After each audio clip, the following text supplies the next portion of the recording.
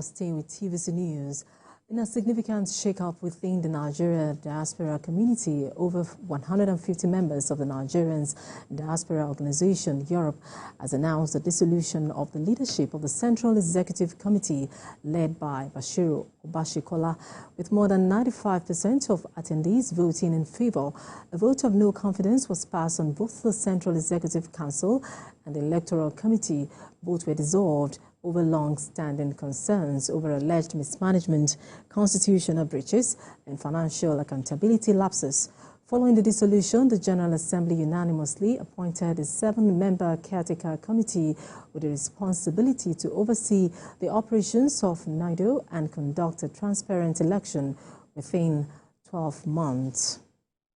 However, in a swift reaction, the Legal Adviser of NIDOE, Ursula Atueyi, declared the EGM and its outcome as inconsequential with no legal effect. Leader of the CEC, Bashir Obasekola, also accused the conveners of plotting to hijack the association, adding the CEC remains intact under its leadership. And for more on this development, former interim chair and former project director of Nigerians in Diaspora Organization Europe, Raf Abum, joins me on the news. Good afternoon.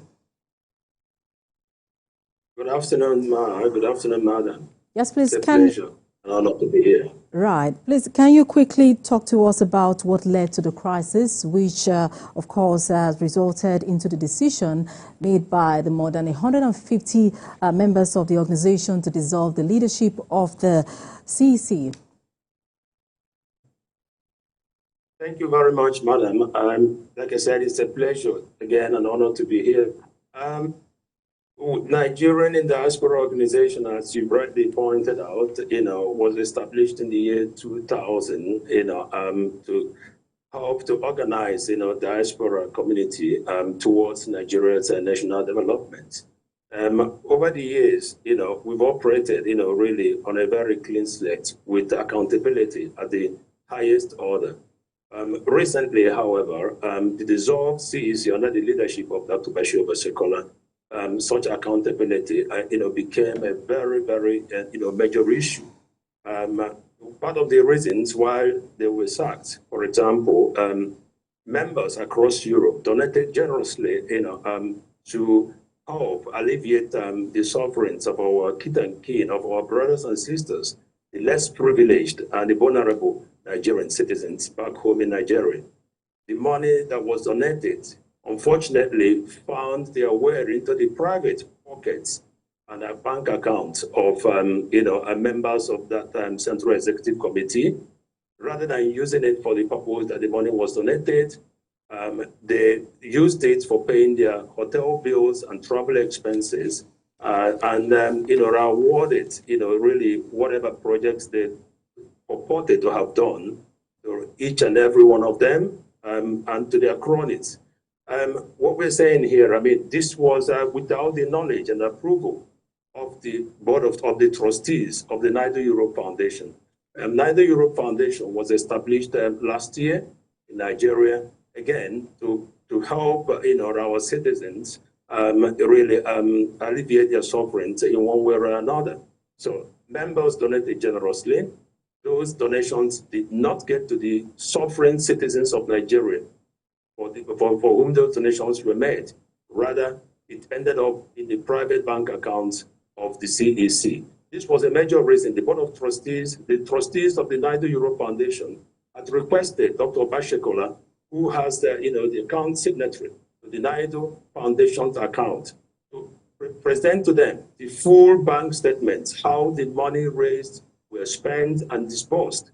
And to date, he did not do so because those money did not go to the individuals that were meant for, or rather was used for paying for the hotel bills. And this is outrageous. This is unconscionable. At this point in time, when Nigerian citizens, millions of children go to bed hungry, that people in the diaspora will contribute money, and that money doesn't get to where it was meant for. It doesn't get to the suffering citizens for that this money was donated for, or rather ended up being spent by the same diasporans. So sorry, I'm going to have to interject there. Sorry, I'm going to have to interject there. Apologies. Now, the decision reached at the extraordinary general meeting. We had the legal advisor to the Nigerians in diaspora community saying that meeting or the outcome of that meeting is inconsequential. Now, can you please shed more light on the grounds or legal grounds for the EGM, as well as what does this really portend for the Nigerians in diaspora as we speak?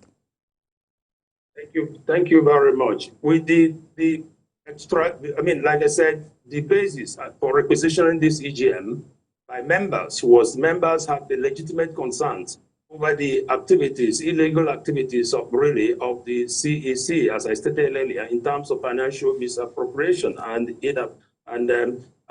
lack of accountability, as well as the Electoral Committee.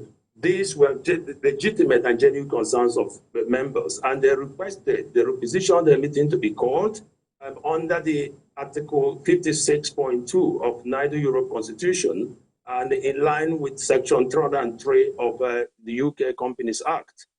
The directors, as well as the legal advisor, they were aware that they were obliged under Section 304 of the UK Companies Act to call such a meeting within 21 days. They failed to do so on the flimsy excuse that the EGM, if called, would be almost close to an AGM. They had no option here because it is a statutory requirement. So when they failed to do so, the law, Section 305 of the UK Companies Act, gives the members 5% of the members who have requisitioned this, that meeting under Section 303 of the Companies Act in the UK to call for an EGM. And this is what they did, because there were no reasons. The dissolved CEC had the opportunity to call the meeting. They were obliged under the UK law to call the meeting, and that meeting was called. And that meeting was legally correct. Over 170 members were in attendance at that meeting, the first of its kind. 5%, at the last 5% of those with voting rights would have meant, going by the NIDOE Europe membership that they had, as at the last election, of less than 370 members, that would have meant just 19 people. Almost 100 people signed up to requisition that EGM. Alone from NIDOE in the UK South, 31 members who have been members for over three years specifically signed for it. So, all right, we may have to leave it there right now. Thanks indeed for talking to us, former interim chair and former project director of Nigerians in Diaspora Organization Europe, talking to us on the crisis rocking the Nigeria diaspora community in Europe. Thanks indeed for your time with us. Thank you very much. Thank you.